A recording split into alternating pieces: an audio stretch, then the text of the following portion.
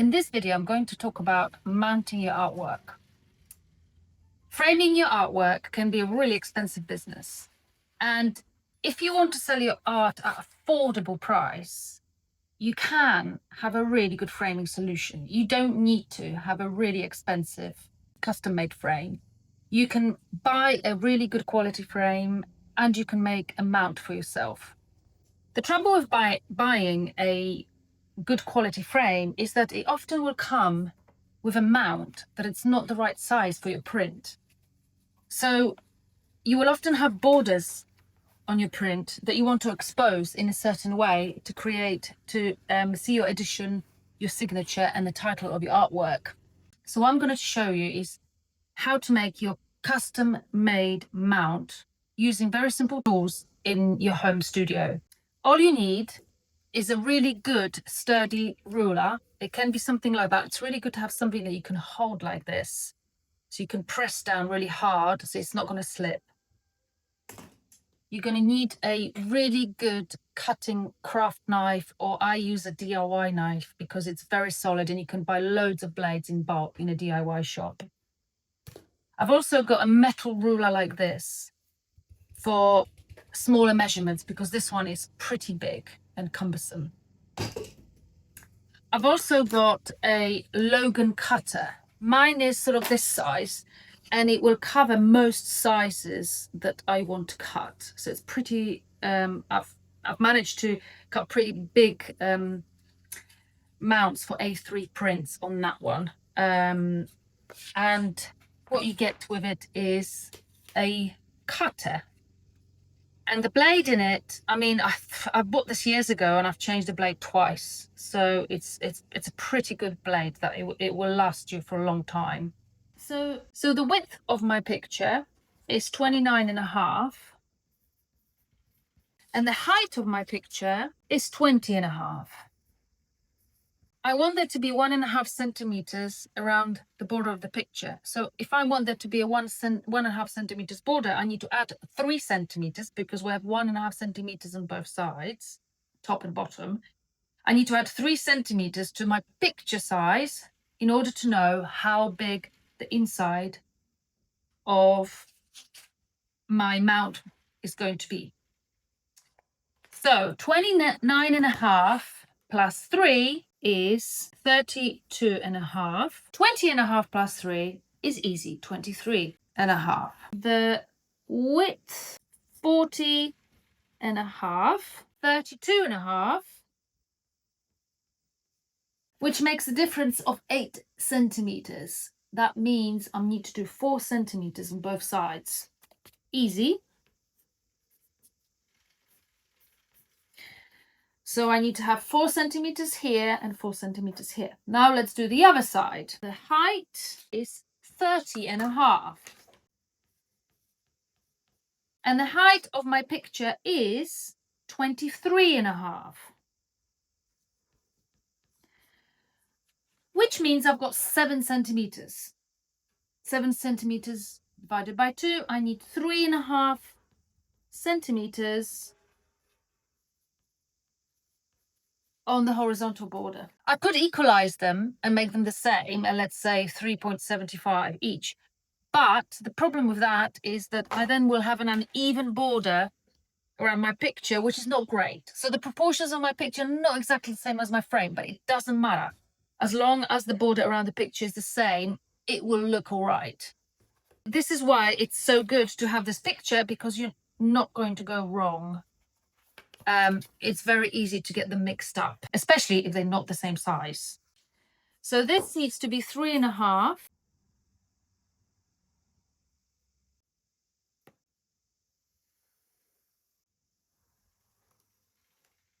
Right, so we've got our sizes here.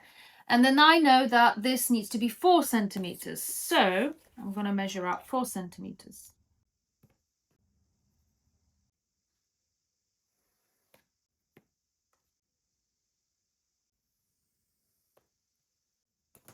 Right, so we've got our measurements where we're going to cut with a Logan cutter. Now, before you ever do any cutting, it's really worthwhile just double checking if you got it right, by just sort of moving your picture against it and seeing more or less if it matches up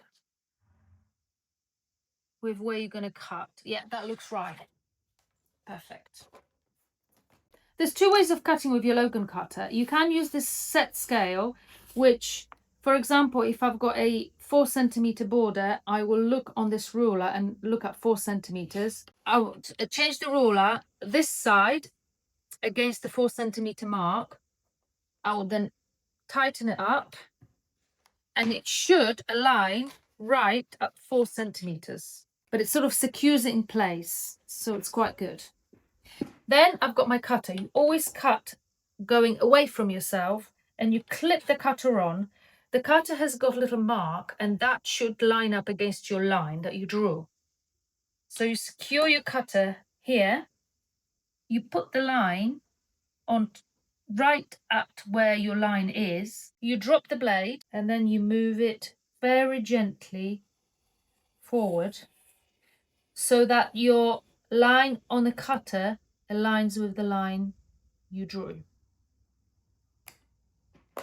Then you do on the other side.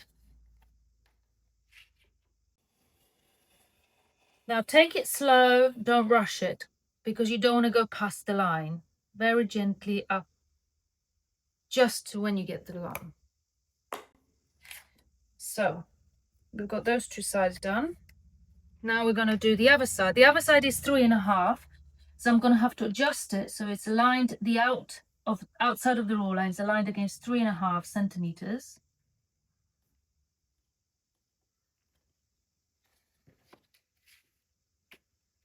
If you enjoy watching my videos and would like to help to support me to make more videos, you can do it in 3 ways. You can either like and subscribe, which is a great help already. You can become my channel member and get extra perks and extra content as well as monthly meetups by clicking on join button on my homepage of the channel. Or you can do a super thanks on an individual video or donate to my channel. Thanks for watching. And again, line it against your line, drop the blade, gently go forward and stop at the next line. And hopefully this should sort of fall off, and it is.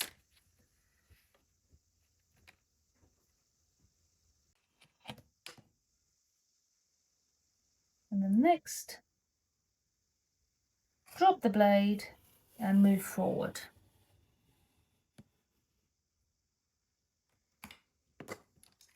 And it should fall off like this. Perfect. Amazing. So now I'm going to just check it against my artwork.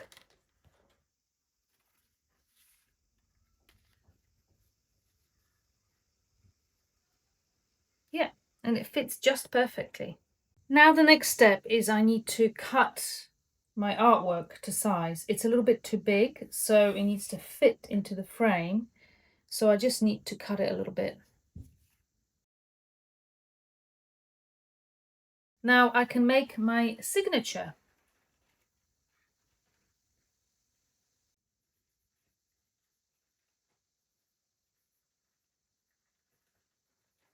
On the left side, you assign what edition it is. And in the middle is your title. And there we are. Now we're ready to frame. The best way to avoid crinkling of your artwork is you really should only attach your artwork to the top of the frame. So you can use a double-sided bookbinding quality acid-free tape to the top of your artwork, and you will attach it just on top, so it sort of hangs down, and then you put it inside your frame. So I have this double-sided tape that is specially designed for this job. Edges of the tape are not sticky, so you can lift it. So I'm just going to use a little bit on this side.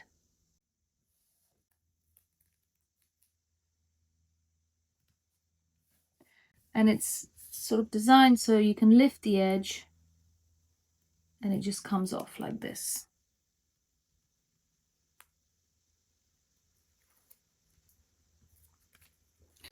So the best way to do is just line up your work, and when you're absolutely sure you've got it in the right spot, drop it in, take it down.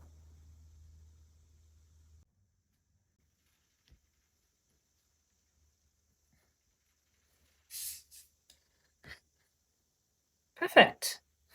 I'm ready to put it into my frame. Very exciting.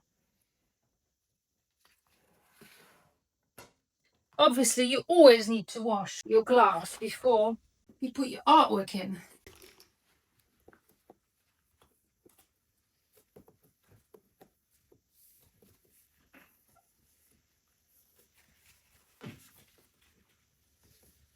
And you might even have to do it several times. Make sure there's nothing trapped inside.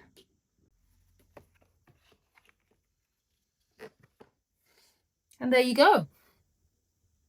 It's looking gorgeous. And obviously, before you secure it, you should put something at the back here, some kind of acid-free paper or thin card. Let's use this piece of paper. And then we've got the backing board.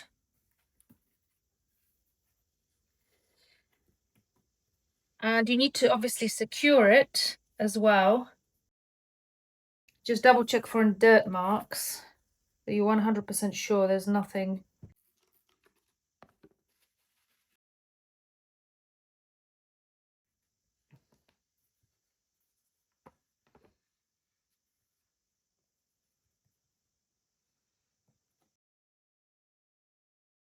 Now, I'm quite confident that this is going to be very secure. But what you don't want is any bugs getting inside here. So I'm going to use a special brown sticky tape all around, so we don't get those bugs inside the frame.